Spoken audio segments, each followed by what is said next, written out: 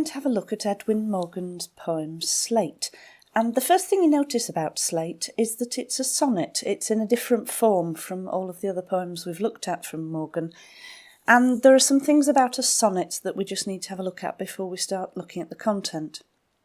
A sonnet is 14 lines and it's written in iambic pentameter. So you get 10 syllables on a line, and every alternate syllable is stressed as a general rule. So you get this very tight form to the poem. And if you start to have a look at the rhyme scheme, you get Lewis more or less rhyming with blue as, and you get thunder and plunder rhyming. So you've got an A-B-B-A rhyme scheme at the beginning that gives us the first quatrain, the first 4 lines of the poem. If we then move on, there's another one. So we get bends, like, strike and tens. So you get the same rhyme pattern again for a second quatrain. And then we get a little bit of a change. We get tercets now. So we get poundings, memory and great, rhyming with surroundings, glory and slate. So you get these 2 little groups of 3. And these little groups of quatrains and tercets get grouped together so that the first 2 quatrains go together into an octet and the 2 tercets go together into a sestet. And that's very much the traditional form of a sonnet. So you get the first 8 lines, quite often presenting a situation, posing a problem. You're then offered some kind of resolution in the sestet later on. And in a traditional Petrarchan sonnet, the Italian form that Morgan is following, there is often a change of mood or a change of point of view between the octet and the sestet, and that is known as the Volta. And now, I would argue that Morgan's Volta doesn't come between the octet and the sestet. It comes at the end of line 10, where he changes and introduces the concept of men. So it's slightly different, but you can still identify where all the traditional bits of the sonnet would lie. Okay, so from there I'm going to move on. I'm going to talk about some of the content and start with another blank copy of the poem, and here we go. So we start with the lines, "There is no beginning." And that, I think, as the opening line of a poem, is quite a paradox. This is the beginning. It is the beginning of the poem. It is also about the beginnings of Scotland. It is about the creation of a country. So there is the little bit of paradox there in that opening line. However, it reminded me very much of the first words of the Bible, "in the beginning." And I think, as Morgan does in so many places, there's a rejection of traditional Christian interpretations of things. I think this is a rejection of that traditional creation story. And for this first sentence of the poem, before this caesura that cuts it off, he uses the present tense for the only point in the poem where he does that. I think he's also referring to the fact that politically there's no new start. There's another thing about this, "There is no beginning," because this poem was published in 1984 in a collection called Sonnets for Scotland, in which Morgan was addressing the political state of Scotland. After the referendum in 1979, where a majority of Scotland had voted for a Scottish Assembly, but there wasn't a high enough turnout for that legislation to be enacted, there's a feeling that Scotland has been denied a new start politically, so there isn't no new beginning following that referendum, which people had hoped that there would be. So we move on to the fact that throughout this poem, Morgan has this we persona, and we never really quite know who we is.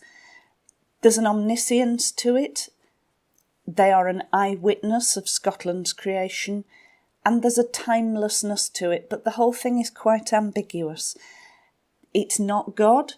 There's somebody, something, possibly something supernatural, possibly something extraterrestrial, something that witnessed the birth of Scotland, but we never quite know who.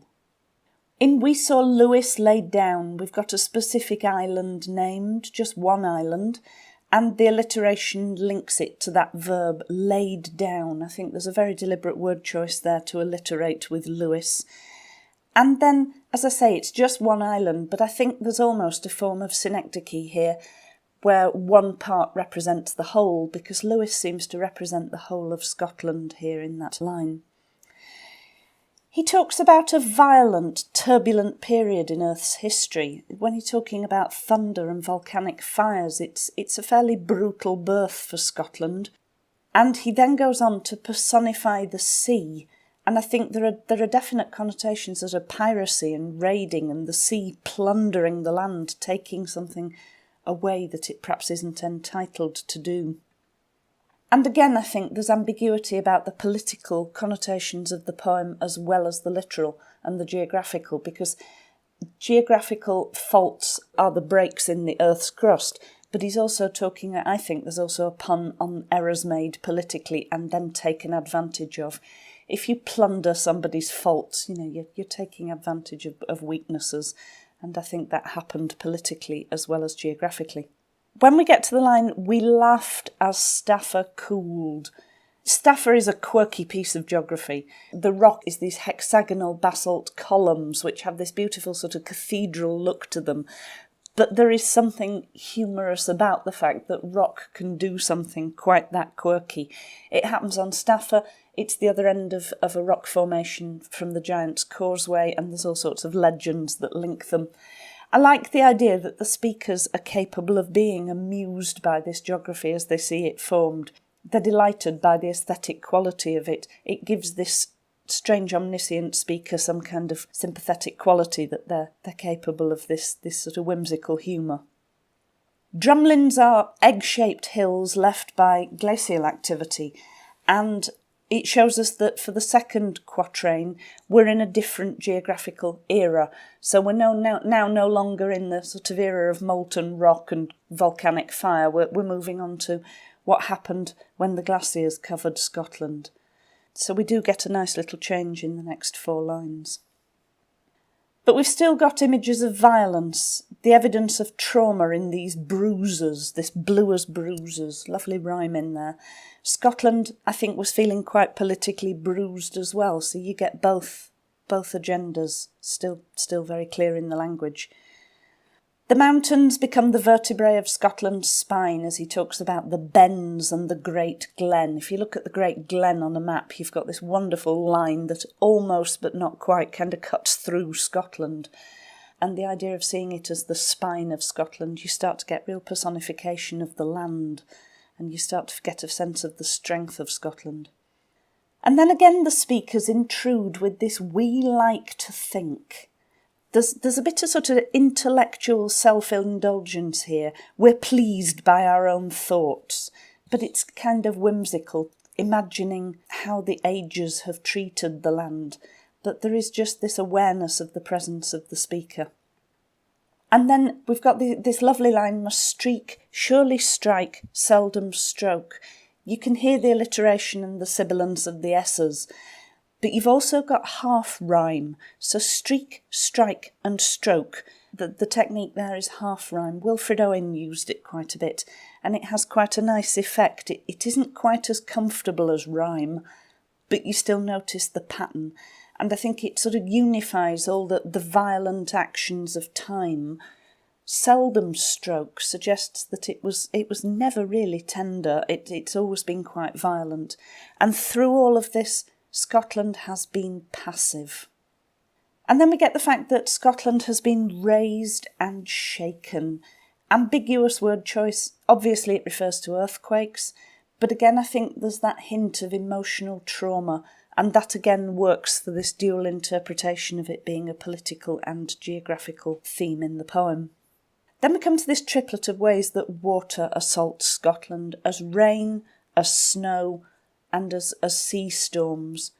And through all of that, Scotland again is personified as robust and resilient.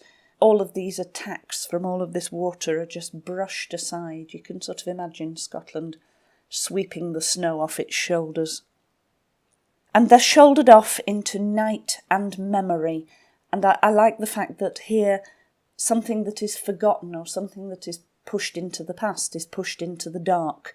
The idea that the past is linked with darkness seems to suggest to me that Scotland is standing at some sort of a new dawn, that the darkness is behind and there's light ahead.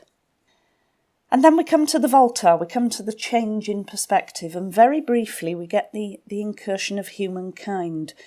We get an exclamation mark, we get short sentences, we get caesura and assonance, all to emphasise this change of pace, because we get this very brief memory of men, and mankind gets one line in the whole sonnet.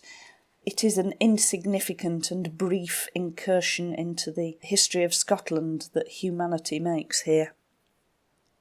That was to come. We've got a really complex blend of past and future tenses. It was to come, so you're kind of looking back, but you're also looking forward. And I think this again demonstrates that this speaker, this we figure, has a long perspective. Is definitely there for millennia watching what was going on. Great in their empty hunger, these surroundings through walls to the sky. Walls that go all the way to the sky are somehow insurmountable barriers, a demonstration of Scotland's power, but also I think of a hunger for change, that there is this sort of acknowledgement of insurmountable barriers. The sorry glory of a rainbow. This has been described as a sort of mean description of the beauty of a rainbow, but I think there's so much more in this that's been missed. When you have a rainbow, you have to have sunshine and rain. And if you look at the language of pathetic fallacy, sunshine is about hope and optimism, and rain is about tears and grief. So a rainbow for me almost feels like the ultimate sort of oxymoron. You have to have sadness and joy, sunshine and rain to create this rainbow. Is there any other significance to the mention of the rainbow? I think there is, or there could be. The rainbow flag was adopted in 1978. Homosexuality was decriminalised in Scotland in 1980. Morgan didn't come out as gay publicly till 1990. I think there is just a subtle reference there. There's just a little bit of a nod to the fact that there was another revolution needed. And then again we get personification. Their heels kicked flint, chalk, slate. If you're kicking your heels, you're bored, you're impatient. So I think there's mention here of the impatience and frustration as Scotland waits for change. And then you get this lovely juxtaposition in the last three words, flint, chalk, slate. Flint strikes sparks. Chalk and slate would remind us of education. This would have been how Morgan learnt to write. He would have learnt to write with a slate pencil on slate. Chalk is very much semantically linked to education. I think the combination of sparks and education is that there's hope for the future here. And then again in that triplet at the end, you've got the title of the poem as the last word. And it suggests perhaps things coming together in the end. And there's an optimism to it that he's hoping that Scotland will get its act together and will come together in the end. So there you have all the post-it notes, complete analysis of Slate.